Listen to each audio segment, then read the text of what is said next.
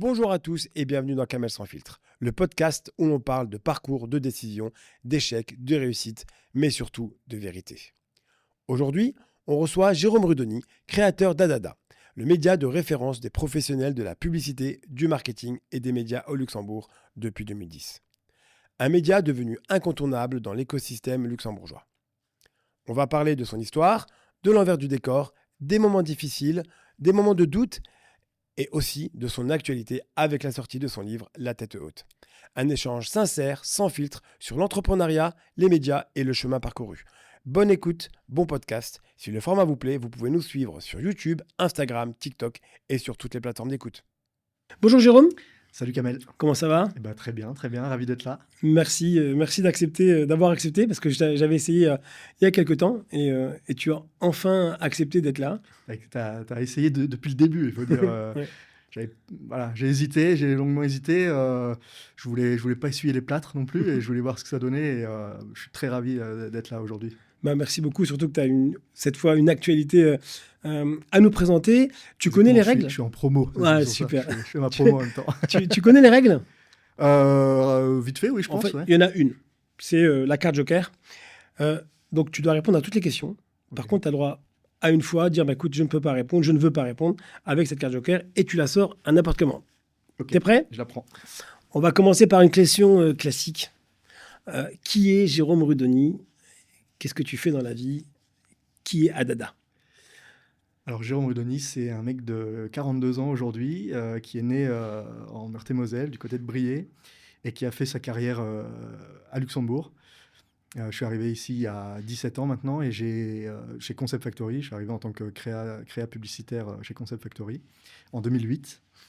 Et très vite, j'ai lancé à côté de mon boulot un blog à l'époque qui s'appelait Adada, qui s'appelle toujours Adada, et qui traitait de l'actualité, en fait, qui archivait les campagnes de publicité qui sortaient au Luxembourg parce que j'en avais besoin dans mon taf et ça n'existait pas à l'époque. Donc voilà, un blog publicitaire, entre guillemets, qui mettait en avant les créations.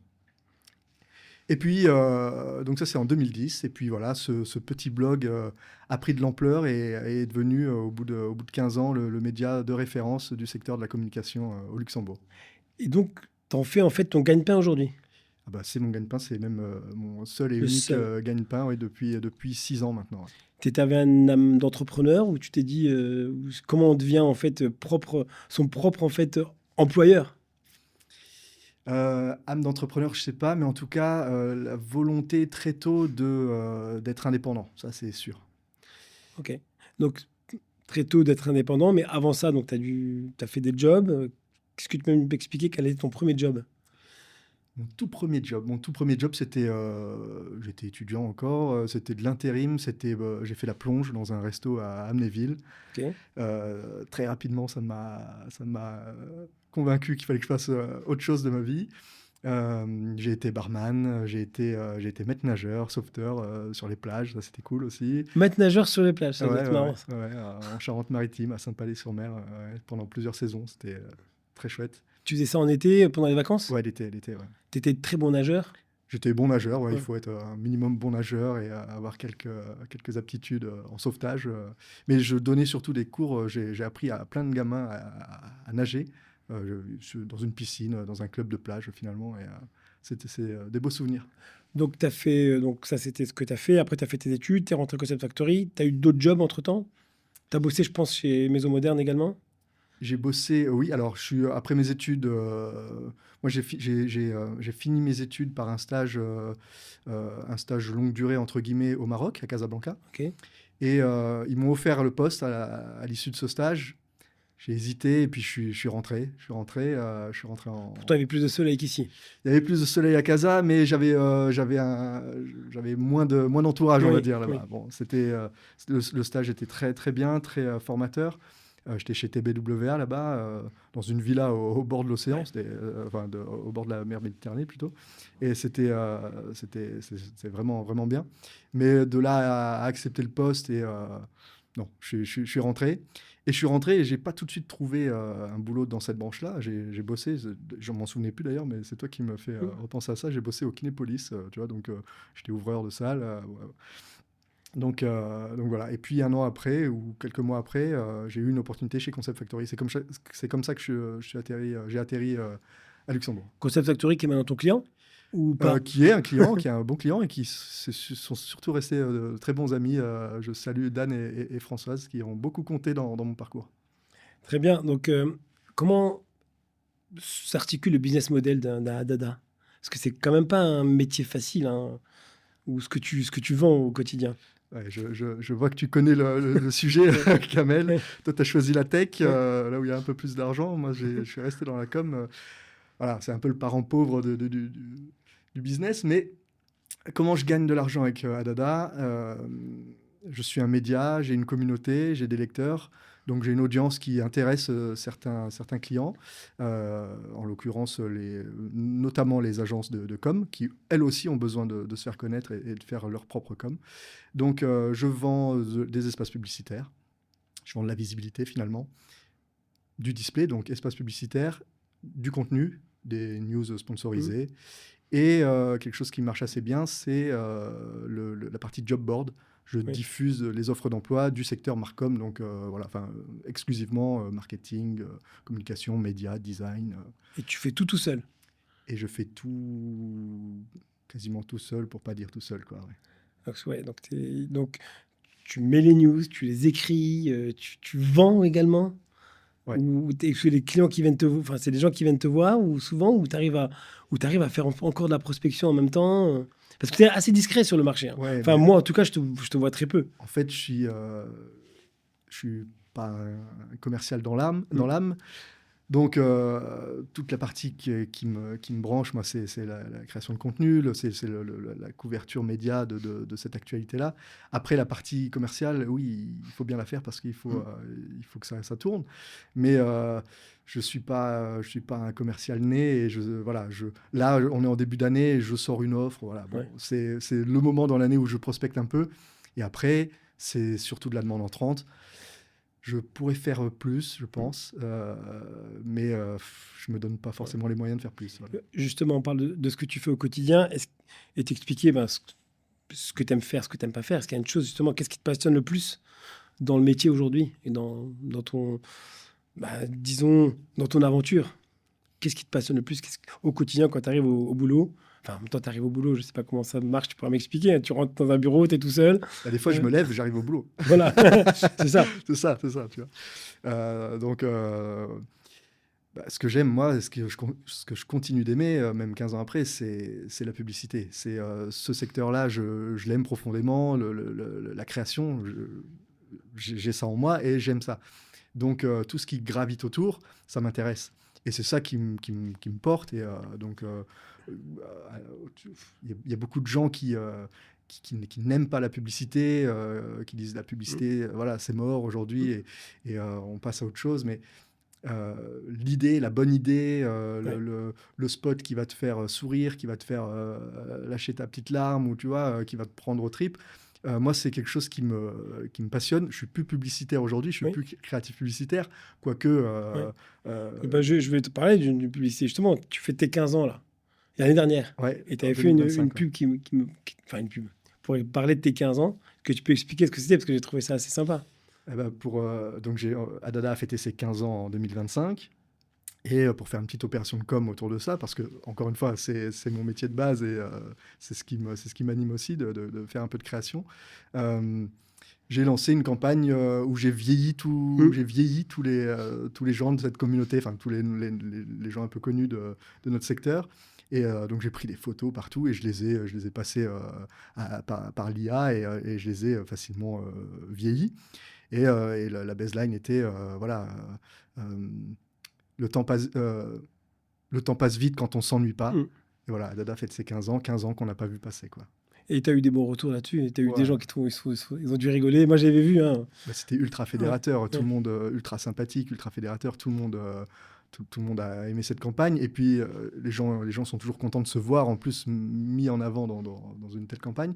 Et sur un événement live, sur le Creativity Camp de l'année dernière, je m'étais rattaché à cet événement-là pour faire encore un peu plus de promo autour des 15 ans d'Adada. On avait mis avec l'équipe de CD Pub, on avait mis un photobooth IA qui te vieillissait en live finalement, tu vois. Bon, l'IA n'était pas ultra perfectionnée encore et des fois tu reconnaissais même plus les gens, mais voilà, l'idée était là. Justement, on aurait pu en parler après, mais d'abord sur l'IA, justement, comment toi tu vois aujourd'hui l'IA, avec tout ce que ça change, même dans notre métier, c'est quoi en fait? Est-ce que tu en as peur? Est-ce que tu penses qu'il faut plus l'utiliser? Comment toi tu l'utilises? Est-ce que... Alors, moi je trouve ça génial. Enfin, je trouve ça aussi hallucinant que génial. Je l'utilise beaucoup pour la création de visuels, par exemple. J'ai pas touché encore à la création de films, parce que j'ai pas spécialement le temps de le faire, mais c'est des choses qui m'intéressent un peu. Quand il y a un an de ça, tu vois, tout le monde faisait ces petits bonhommes là, ces starter packs. Moi, je trouvais ça génial, marrant, génial. Tout le monde mettait la main dedans, tu vois. Et cette capacité à faire naître des idées que tu as dans ta tête, tu vois, avec trois phrases, et puis et sortir quelque chose qui aujourd'hui n'est pas très dégueulasse, tu vois. On a plus 15 doigts sur la main et en tant que, en fait, ça nous rend plus créatifs, d'après ce que tu me dis. Hein. Je sais pas si ça nous rend plus créatifs. Si t'as pas un esprit créatif, il faut quand même, avoir un prompt de base, tu vois, assez créatif si tu veux quelque chose. Mais ça vient peut-être d'une des formations professionnelles. Moi, j'étais concepteur-rédacteur de base, donc je concevais des concepts de pub. Mais celui qui est copywriter, il imagine le concept, mais il le met pas en forme, tu vois. Et c'était ma limite, la direction artistique, tu vois, ou même faire un crowbar pour donner une idée, c'était pas très parlant. Donc moi, j'ai toujours apprécié travailler en team avec des DA qui allaient te faire naître... formaliser ton idée exactement. En image. Et j'avais envie de le faire, tu vois, j'aurais aimé pouvoir le faire tout seul. Et aujourd'hui, j'ai l'idée... Et je peux arriver à quelque chose de très bien, tu vois, sans passer par un DA. Alors les DA qui m'écoutent, ils vont fumer de la tête, comme on dit. Mais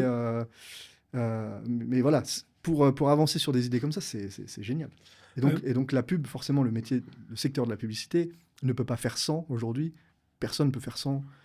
Et moi, j'ai pas d'alerte par rapport à ça. Donc tu as fêté tes 15 ans donc l'année dernière avec cette pub qui a marqué en fait sur l'IA, justement, durant ces 15 ans. Est-ce qu'il y a pour toi un moment que tu as trouvé génial, un moment de réussite, où tu te souviens, où tu dis, waouh, là, je suis très fier de ce qui a été réalisé, de ce que j'ai fait? Une signature d'un client, une campagne marquante, le moment charnière de l'histoire d'Adada, c'est quand Adada est passé d'un side project à une véritable société, tu vois, et où me suis mis à 100% dedans. Et donc ça, c'est il y a 6 ans en arrière. Ah, c'est que 6 ans, ok. Oui, je pense 6 ans en arrière. C'est resté un side project pendant 9 ans. Donc tu vois, c'est un petit message aussi à tous ceux qui se disent « Ouais, j'aimerais bien lancer quelque chose ». Moi, j'ai créé ça et je l'ai gardé à côté de mon taf salarié pendant 9 ans, tu vois. Donc, c'est de la persévérance et c'est double travail aussi, tu vois, toute la semaine pendant 9 ans. Pour après pouvoir en vivre. Tu bossais chez Pepperjam à l'époque? Je bossais quand... En side event en même temps, en parallèle? Oui, et donc, chez Concept Factory, je suis arrivé en 2008 et je l'ai lancé en 2010. Ok. Donc déjà, toute la partie, quasiment la moitié de ma période chez Concept Factory, j'avais lancé Adada. Et d'ailleurs, j'avais demandé à Dan Eichen... Oui, est-ce que tu avais le droit voilà, parce que tu vois, j'allais, à travers ce blog, parler et mettre en avant d'autres agences. C'est ça. Et Dan avait été top là-dessus. Il m'avait dit, oui, fais-le, ça va nous faire du bien à nous aussi, parce que c'est toi qui lances ça, et aujourd'hui, tu es Concept Factory. Donc, il y avait une répercussion aussi. Et Mike, après, par la suite, Et Mike, lui, je pense qu'il m'a embauché parce que j'avais fait Adada. Pas pour Adada, mais parce qu'il s'est dit, ce mec-là, il a fait quelque chose qui est intéressant. Et très vite, Mike m'avait dit, tu tiens quelque chose de bien, là. Donc ça, c'est la réussite, mais... Est-ce qu'il y a eu un raté, un truc où tu te dis, je me suis complètement planté? Et je reviens sur le moment charnière que tu disais. Excuse-moi, Kamel. Le moment charnière, donc je suis chez Maison Moderne et j'aurais pu y rester encore longtemps, mais il y a 6 ans, 2019, donc, je crois. Ouais, 2019-2020. J'ai un concurrent belge qui veut venir sur le marché, Ok. qui est Media Marketing. Ok. Ah, ok. Et Ouais. Media Marketing, qui est une Ah, grosse maison, bien qui est sûr. là Oui, depuis oui, plus de oui, bien 35 sûr. ans. C'est pas juste Ouais. un mec tout seul derrière son ordinateur en Belgique. Non, Ouais. c'est une vraie équipe. Ils ont les moyens. Et donc, ils embauchent quelqu'un sur le marché luxembourgeois pour déployer Media Marketing au Luxembourg. Et là, sonnette d'alarme. Si je fais rien, je Mm. vais disparaître. Si je fais rien de plus, en tout cas, je vais disparaître petit à petit. Et donc là, je prends mon courage à deux mains, j'explique à Mike la situation. Mike Ellinger me dit, écoute, go, je te laisse partir, et puis advienne que pourra, tu vois. Il n'a pas voulu être actionnaire? Non, je ne lui ai pas proposé en même temps au début, mais donc voilà. Et donc j'ai mis les bouchées doubles à ce moment-là. C'est à ce moment-là que j'ai augmenté le nombre de publications. J'ai sorti une newsletter hebdomadaire. J'ai sorti le magazine papier à l'époque. Et j'ai tellement occupé le terrain Oui. qu'en moins d'un an, Media Marketing a rebroussé chemin. Donc ça, c'était ma victoire, tu vois. Ça, c'était ma victoire. Je m'étais imposé là sur le marché. Et, Ils se sont dit, de toute façon, avec 2 acteurs, il n'y a pas assez de place pour plusieurs acteurs. Donc, ouais, oui, c'est un petit marché. Et puis on est quand même sur un marché de niche, dans un petit. il y sur avait un petit Marketers territoire. aussi à l'époque. Il y avait Marketers Que je aussi, connais bien. ouais, que tu connais bien, je crois. Ouais. Ouais. Mais c'était pas du tout concurrence, c'était complémentaire. Mais c'était aussi là, pour la communauté des Oui, marketeurs et des agences. Mais ça prenait du budget quand même, à mon avis, parce que c'était du budget qui était mis dans cette communauté-là et pas forcément dans, oui, bien dans sûr, Dada. bien sûr. Mais Marketers était. Moi, je faisais pas du tout de live. Oui, oui. Et Marketers était Tu très traites orienté live. ouais. Voilà. Au niveau des ratés professionnels, est-ce que tu as un souvenir, un truc où tu t'es dit, pas forcément à Dada, hein, mais je sais pas, un truc où tu t'es dit, ouais, je me suis planté et j'ai fait une erreur? Est-ce qu'il y en a eu? Ouais, il y a dû avoir des. Quand j'étais concepteur-rédacteur, je pense à ça, ça me vient comme ça. Mais tu sais, dans la pub, il y a souvent un truc qu'on pointe du doigt, c'est les plagiats. Tu vois, Oui. Et ça m'est arrivé de présenter une campagne donc, en interne, qu'elle soit validée en interne, donc elle passe à l'étape client, et puis qu'une fois qu'elle est validée par le client, on se rend compte, tu vois, qu'il y a un truc vraiment similaire qui est sorti en France ou dans Mais le même secteur et tout. et t'as pas fait exprès ou... Eh ben non, alors non, j'ai pas fait Mais exprès, bien sûr, inconsciemment, des fois, on voit des choses. Ouais. mais sans doute je l'avais vu cette campagne, Ouais. tu vois, donc Il y a Joe Lapompe aussi, t'as souvent avec ça, c'est Ouais, notre... je le Tu vois côtoie très- régulièrement, Joe Lapompe. Donc, j'ai fait une préface d'un de ses derniers livres qui remonte, qui date maintenant, mais qui avait été édité chez Maison Moderne à l'époque. Donc, ouais, je le connais bien. Je connais bien. Je connais pas sa vraie identité, mais je connais bien. C'est vrai? Ouais. Ah, on sait pas qui c'est en fait. Bah, je connais son visage, Ah. mais voilà, je peux pas dire, je peux pas mettre un D'accord. nom de famille en tout cas sur ce visage. Donc, j'allais te dire, si tu avais le pouvoir de ne plus jamais travailler avec quelqu'un, ce serait qui? Bah là, je travaille avec pas grand monde, on va dire, parce que je suis vraiment tout seul. Et donc, ça me permet aussi de pas être trop embêté par des personnes un peu néfastes. Mais écoute, franchement, j'ai pas de nom comme ça, j'ai pas d'animosité envers qui que ce soit ici. Et non, je vais pas Oui. sortir la carte Joker, mais Parce que non, t'en as pas. j'ai pas de nom. À l'inverse, dans le marché ou dans l'écosystème ou même dans le monde, il y a des personnes qui disent, waouh, j'aimerais vraiment bosser avec ce gars. Euh, Joe Lapompe, par exemple. Non, mais de toute façon, Joe Lapompe, tu sais, tu me disais comment tu fais du fric avec Dada. Joe Lapompe, il a un super truc et qui doit tenir toute sa vie, tu vois, mais je sais pas trop comment il fait du fric. Alors, il fait des conférences, tout, mais tu vois, alors lui, je sais pas si c'est une bonne personne avec qui s'associer, niveau business, par contre, tu vois. Joe, si tu m'entends, il n'y a rien contre toi, on parle juste business model. Non, ici sur le marché, il y a des gens qui sont dans les médias, des médias indépendants, on va dire, et des plus petits médias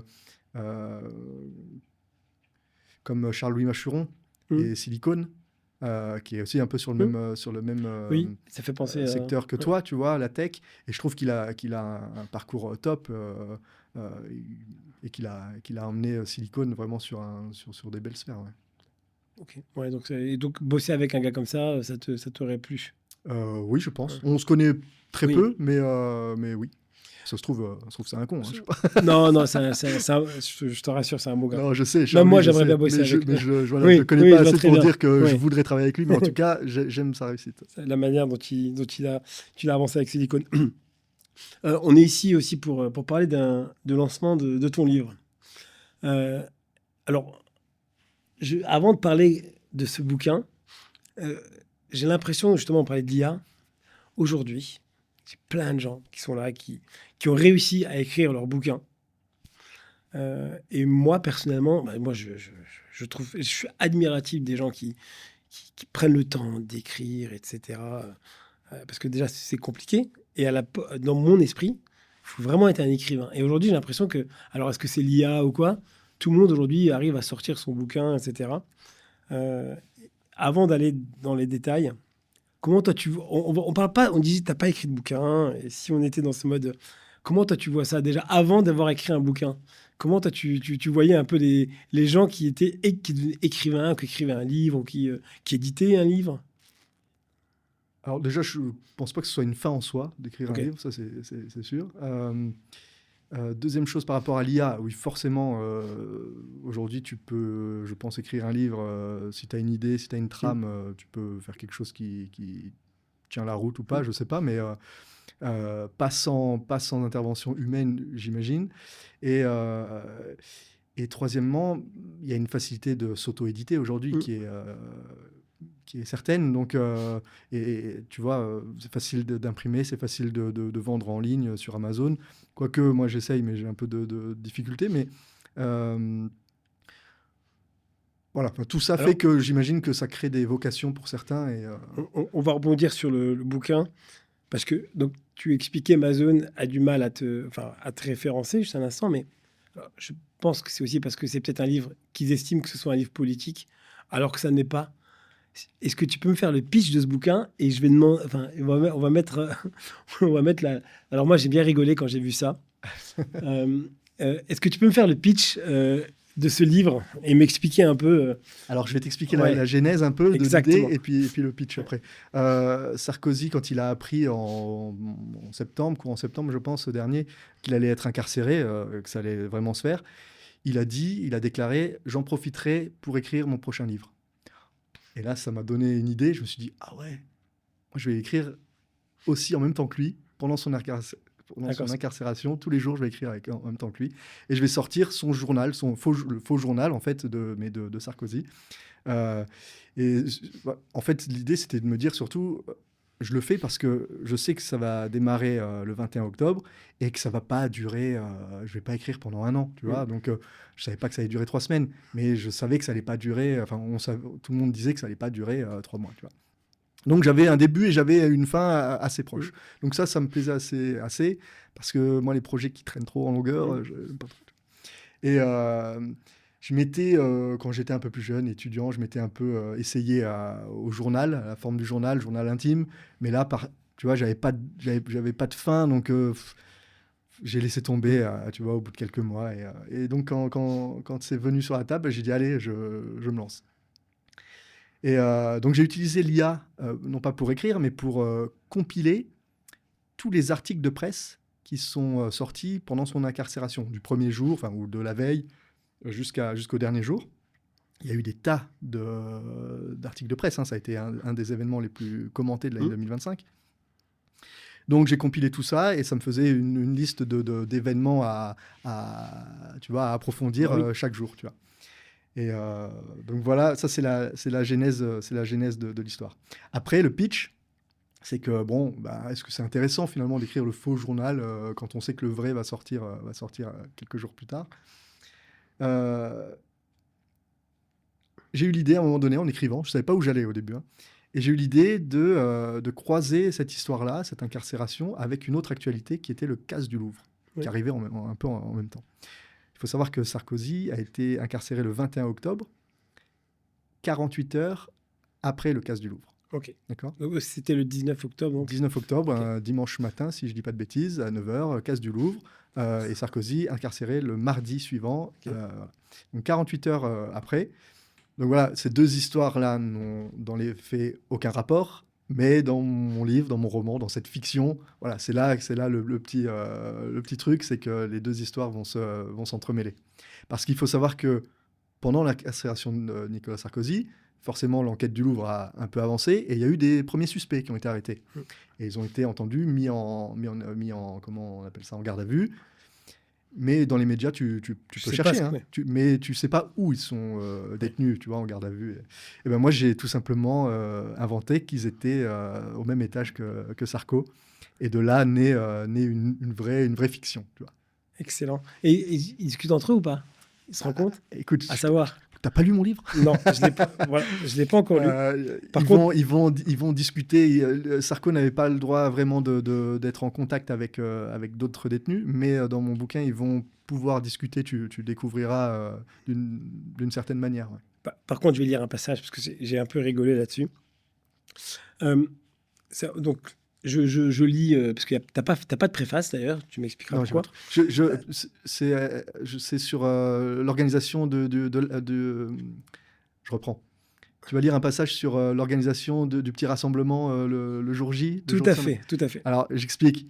Le 21 octobre, Louis Sarkozy avait organisé un rassemblement, et tout le monde a vu les images, un rassemblement des amis de Sarko et tous ceux qui le soutiennent devant chez eux pour venir soutenir l'ancien président avant qu'il soit incarcéré. Je te laisse lire.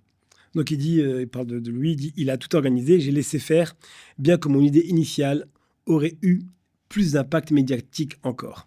J'avais imaginé partir de la maison à petite foulée, comme je fais chaque matin pour garder la forme. Un ancien président de la République qui, à 70 ans, rejoint sa maison d'arrêt en footing, accompagné par un garde du corps, et Carla peut-être aussi. Ça aurait fait du bruit. Imaginez la foule se mettre spontanément à courir derrière nous, comme derrière Tom Hanks dans le film Forrest Gump, pour m'accompagner jusqu'aux portes de la santé. Imaginez les journalistes emmerdés et devoir courir eux aussi pour ne rien rater de ce semi-marathon présidentiel improvisé. On aurait foutu un sacré bordel dans les rues de Paris. Mes équipes de com auraient publié mon Strava sur les réseaux. Mon parcours aurait dessiné un doigt d'honneur vu du ciel. » Ça, c'était marrant.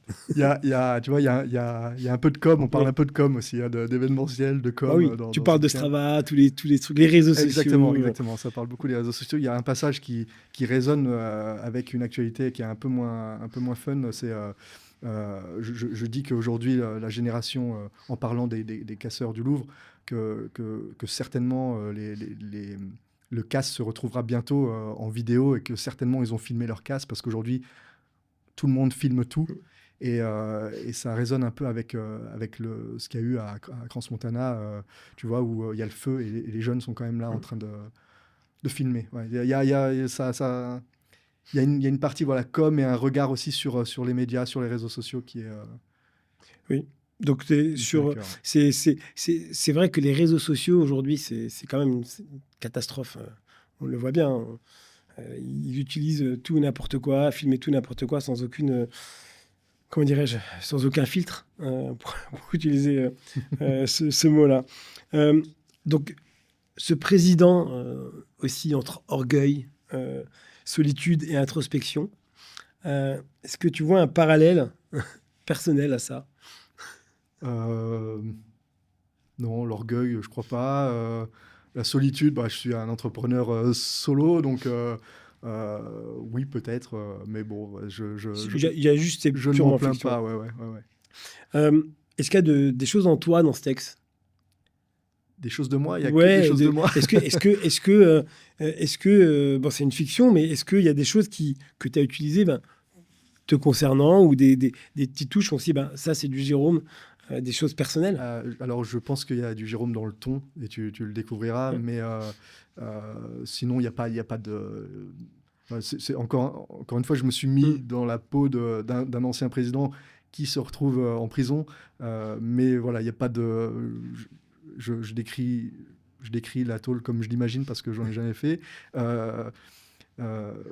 J'ai jamais eu de fonction politique, j'aspire pas à ça, mais donc non, il y a vraiment rien de moi à part le ton et cette envie d'écrire différemment, enfin un journal de Nicolas Sarkozy, mais sur un ton que lui n'emploierait jamais en fait. Est-ce que tu peux me parler de cette couverture la photo à droite. Ah bah celle-ci, elle est tirée d'un mème qui a beaucoup tourné sur Internet, sur les réseaux, justement.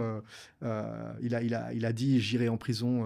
Si on veut me voir dormir en prison, je dormirai en prison, mais la tête haute. » Donc la tête haute, ça a été repris. Et puis forcément, on connaît Sarko pour ses talonnettes et sa petite taille. Donc il y a un mème comme celui-ci qui a vite tourné sur les réseaux sociaux. Et je l'ai recréé, encore une fois, grâce à un logiciel d'IA. Et voilà. Si quelqu'un referme ce livre en se disant « Ce n'est pas un livre sur Sarkozy », est-ce que tu penses que tu as réussi? Non,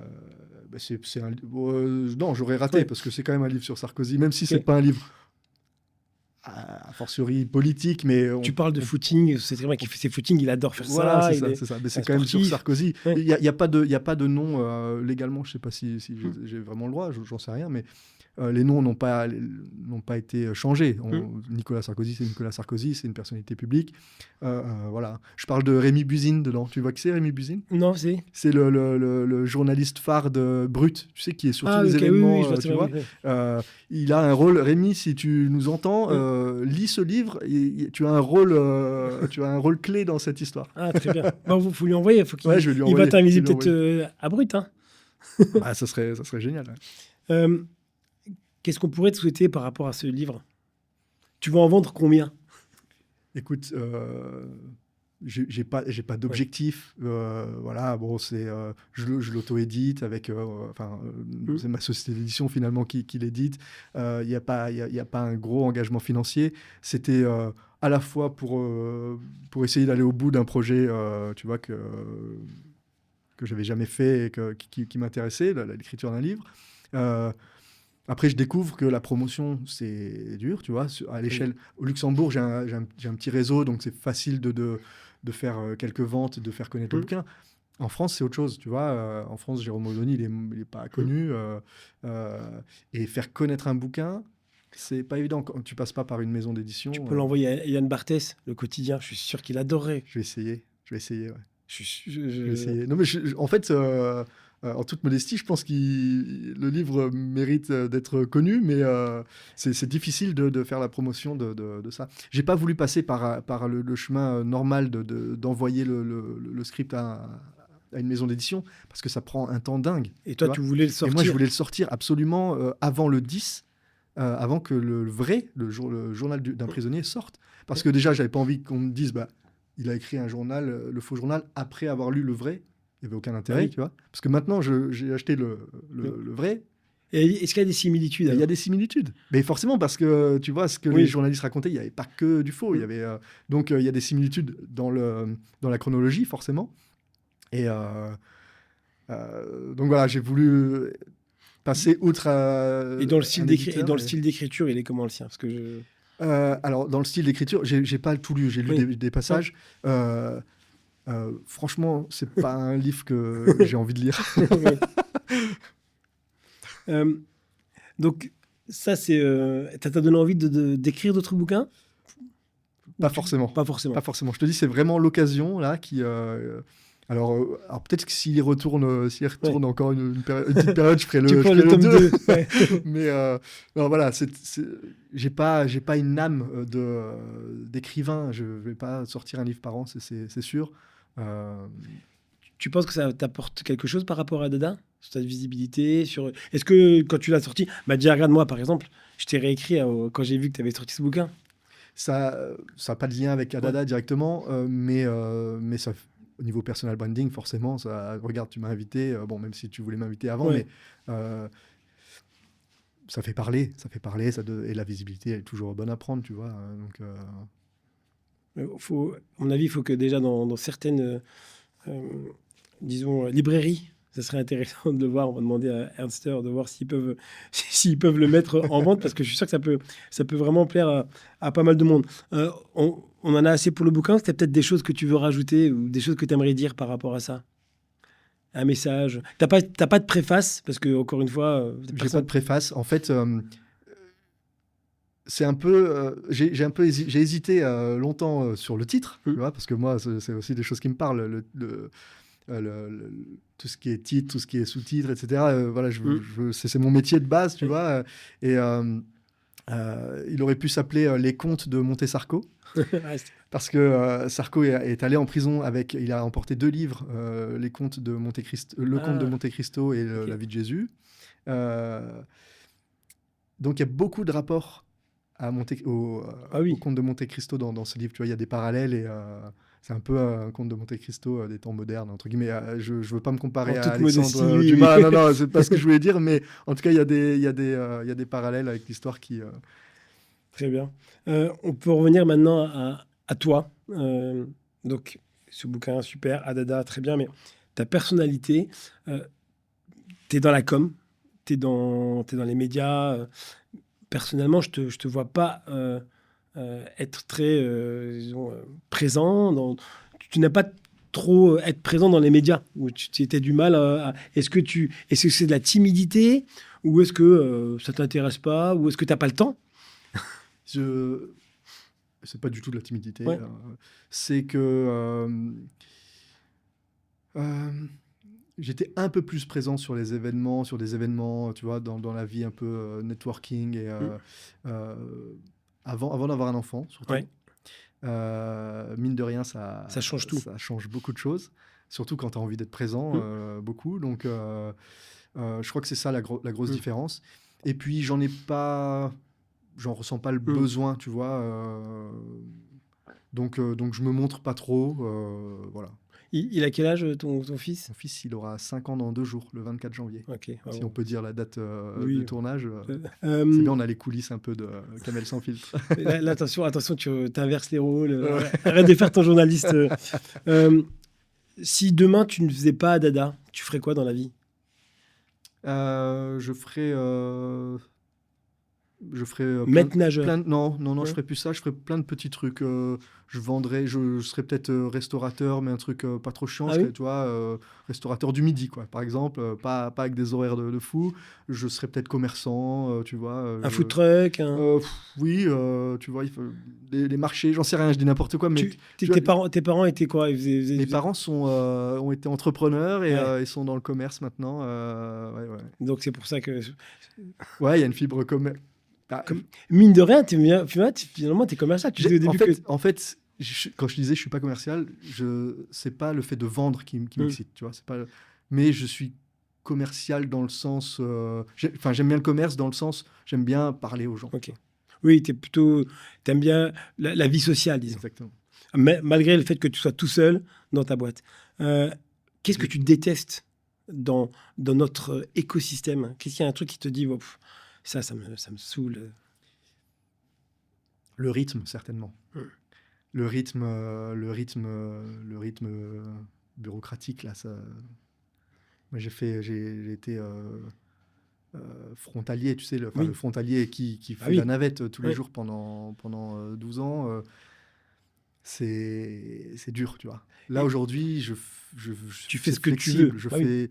Je fais beaucoup plus, mais À ton rythme. au rythme que je veux, à l'heure que je veux. Alors, c'est pas toujours évident, mais c'est quand même un sacré luxe. Je te poserai pas donc la question sur télétravail pour ou contre, parce que Ah ouais, toi, ouais, ouais, c'est sûr, c'est sûr. clairement, tu es plus en mode. Ah ben, moi j'ai une. En fait, c'est au-delà du télétravail, c'est de dire. Tu sais, mes parents habitaient aux Antilles.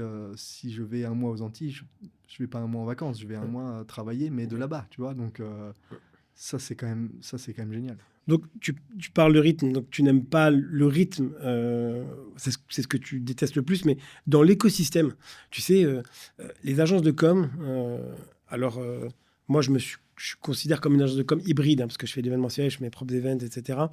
Et j'ai aussi un média dans la tech, donc je me considère pas comme, je fais pas des pitchs, etc., pour répondre à des appels d'offres, etc. Il y a eu beaucoup de buzz autour de ça, d'ailleurs, toi, t'en parlais beaucoup. Tu sais, avec les agences où ils veulent plus pitcher gratuitement, etc. C'est quoi, toi, t'as vu J'avais là-dessus? mal compris ta question de départ quand tu parlais d'écosystème. Je pensais que Ouais. dans l'écosystème com particulièrement, oui, la question des pitchs, c'est. Moi, je suis hors de ça, tu Mm. vois. Maintenant, je suis plus en agence, mais c'était déjà un sujet il y a 15 ans, il y a 17 ans quand je suis arrivé en agence, et ça existait depuis Mm. déjà des années. C'est encore un sujet aujourd'hui, tu vois. Est-ce qu'on doit participer aux pitchs qui sont mal ficelés? Est-ce qu'on se met tous en bloc, les agences, pour dire non, on ne participe pas? Mais quand c'est ça, il y en a quand même 2-3 qui passent sur le côté et qui disent nous, si les grands ne participent pas, on va participer parce qu'on a notre chance à jouer, tu vois. Je crois qu'avec le temps et avec les efforts de l'association des agences, la Marcom, je crois que l'idée fait son chemin et de moins en moins de pitchs sont corrects. Enfin, de plus en plus de pitchs sont corrects, tu vois, correctement organisés, moins d'agences shortlistées, des rémunérations pour les agences qui sont sélectionnées. Et ton avis perso, c'est quoi? Mon avis perso, c'est que ça existe et que c'est une façon de sélectionner l'agence, mais que c'est pas la seule. Tu vois, allez voir ce que font les agences sur Adada, faites de la veille sur Adada, par exemple. Vous allez voir leur création, vous allez voir combien de fois elles sont citées, etc. Et vous pouvez tout de suite vous faire une idée si c'est la direction que vous aimez ou pas. Il y a plein d'autres façons de choisir son agence, tu vois, pas seulement via un pitch. Et tu as une agence préférée? Ah ouais, j'ai quelques agences préférées. Ouais. Tu peux citer? Oui.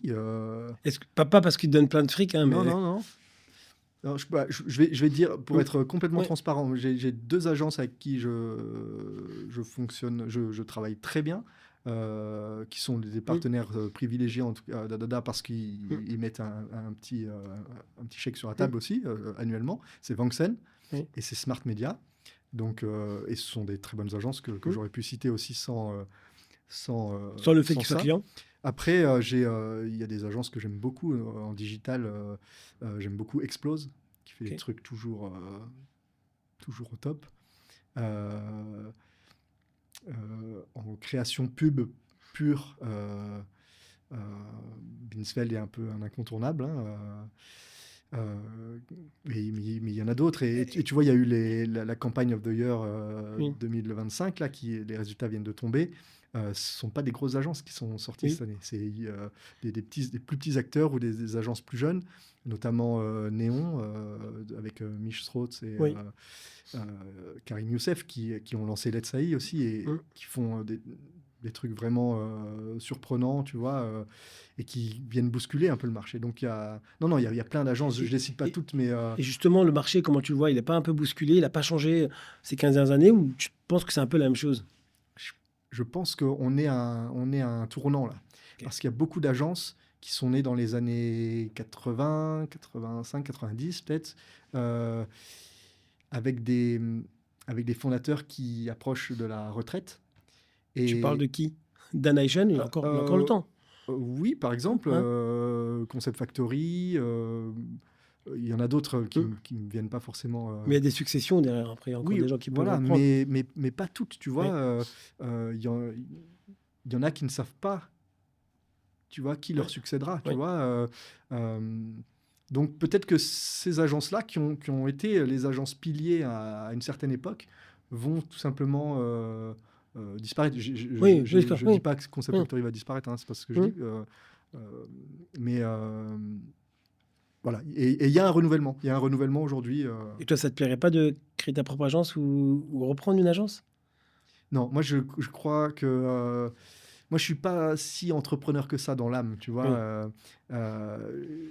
Ça fait 15 ans que je gère Adada, mais j'ai jamais créé d'emploi, tu vois ce que je veux dire. À part le mien, j'ai pas. Je suis très content d'avoir plus personne au-dessus de moi, tu vois. Mais je suis très content aussi que personne n'ait à me rendre de compte en dessous, tu vois. J'ai une liberté vraiment qui va pas de pair avec l'entrepreneuriat vraiment, tu vois, à proprement parler. C'est très bien ce que tu dis, parce que effectivement, n'avoir personne au-dessus de lui et de faire ce qu'on veut, ça c'est génial. Mais ce que les gens ne se rendent pas compte, c'est que quand tu as des gens en dessous également, le problème, c'est que tu dois aussi leur rendre des comptes, tu dois aussi leur répondre, tu dois aussi... Et c'est vrai que quand tu es tout seul... Bien sûr, et tu dois les payer tous les mois. Voilà, tu dois les payer tous les mois, tu dois trouver à chaque fois, tous les mois, le cash flow pour les payer, etc. Et tout. Et effectivement, ça enlève une pression. Donc, et justement, aujourd'hui, il y a une grande mode où il y a des solo entrepreneurs. Et effectivement, je pense que c'est un... Et je pense qu'on en aura de plus en plus, notamment avec l'IA qui peut tout faire. Il y a plein de possibilités aujourd'hui qui te permettent de travailler seul comme ça, ou en tout cas de faire plein de choses. Moi, j'aime bien le terme de slasher, tu sais, ces gens qui ont plein de métiers différents. Et voilà, aujourd'hui j'ai Adada, hier j'écris un livre, demain je sais pas, voilà, je sais pas ce que je ferai. Je pense que l'histoire d'Adada peut continuer encore longtemps. T'as jamais voulu faire de podcast? J'ai voulu faire plein de choses quand même, tu vois, mais là, pour le coup, le fait d'être tout seul, il y a une donnée qui manque, c'est le temps, tu vois. Donc, j'essaye de faire ce que je fais au mieux, et faire plus, c'est difficile, Et franchement. tu t'éclates aujourd'hui dans ce que tu fais? Ouais, j'aime toujours ce que je fais. Oui, je sais pas si c'est de l'éclate, parce qu'il y a quand même un truc qu'il faut se dire, c'est que je passe 10 heures par jour derrière mon écran, tu vois, et c'est aussi derrière mon écran, et quand je lâche mon écran, mon ordinateur, j'allume mon téléphone pour rien rater, tu vois, c'est... Quand je te dis que si je faisais pas Dada, je ferais autre chose du commerce et parler aux gens, c'est ça en fait. C'est le revers de la médaille, c'est ça. C'est que être connecté à H24, c'est fatigant aussi à un moment donné. Fatigant. Justement, ça, c'est cette connexion, cette technologie derrière. Toi, aujourd'hui, la tech, comment toi, tu la ressens en tant que marketeur, on va dire, la technologie en général, comment tu la vis et qu'est-ce que ta vie serait aussi sans tech? La tech, c'est indispensable, et c'est un facilitateur pour plein de choses. Tu vois, on pourrait pas faire sans, et on se demande, enfin, c'est tout con, mais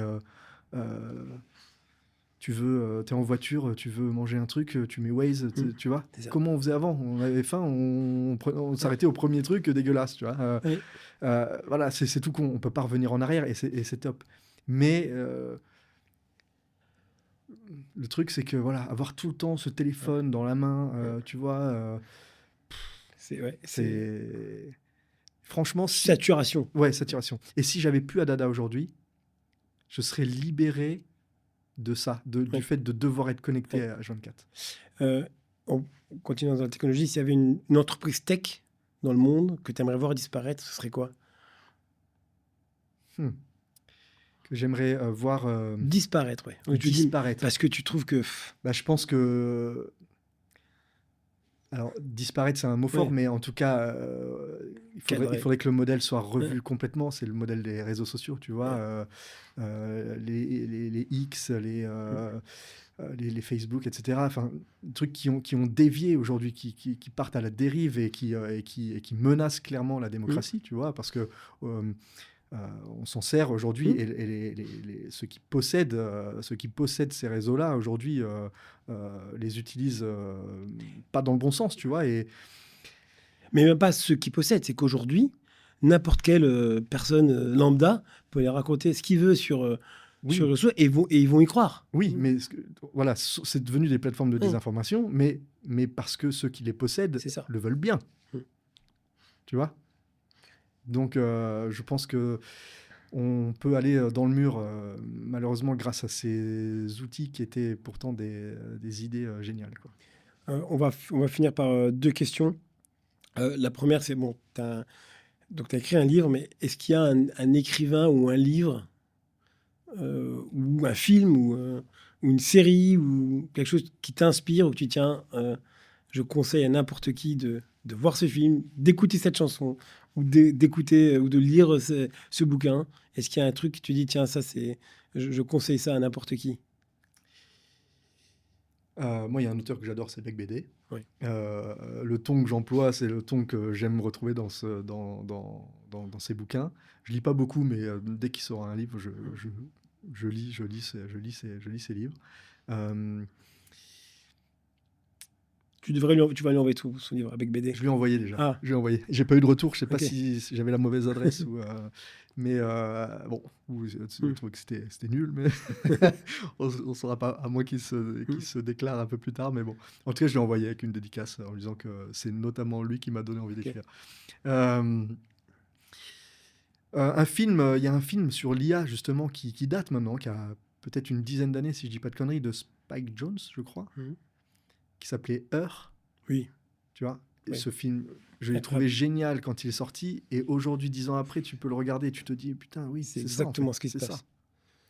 Est-ce que tu penses que c'était de l'anticipation ou alors est-ce que nous, on a créé justement en fonction des films? C'est de l'anticipation complètement. Et c'est ça qui est fort chez les scénaristes et les mecs qui écrivent des Mm. bouquins, tu vois, des C'est fictions des et tout. voyants. Je trouve ça génial. Les mecs ont une capacité à se projeter, à imaginer des choses qui en plus deviennent vraies, tu vois. C'est très fort. Et ma dernière question, Jérôme, Ouais. donc j'espère que ça t'a plu déjà. Ouais, jusque-là, c'est Merci top, d'être là. Qui aimerais-tu voir à ta place dans un prochain podcast? Qui aimerais-tu que j'invite? hein. Bah,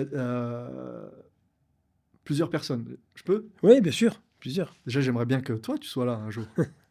On a déjà essayé, mais Ah ouais? ouais, je sais pas, je suis beaucoup plus timide que toi. Ouais, et pour se C'est mettre vrai. de l'autre côté, Ah, mais- dans le rôle de ouais. l'intervieweur, faut pas Non, être mais si timide que ça. très pudique à raconter des trucs, ça Ouais. serait compliqué. Ouais. Donc moi, ouais. Tu vois, bah, je trouve que ce serait pas mal. Bah, je t'ai parlé tout à l'heure de Charles-Louis Machuron, Mm. et en fait, moi, je connais peu son histoire, en fait, Oui. et c'est un mec que j'aimerais bien savoir.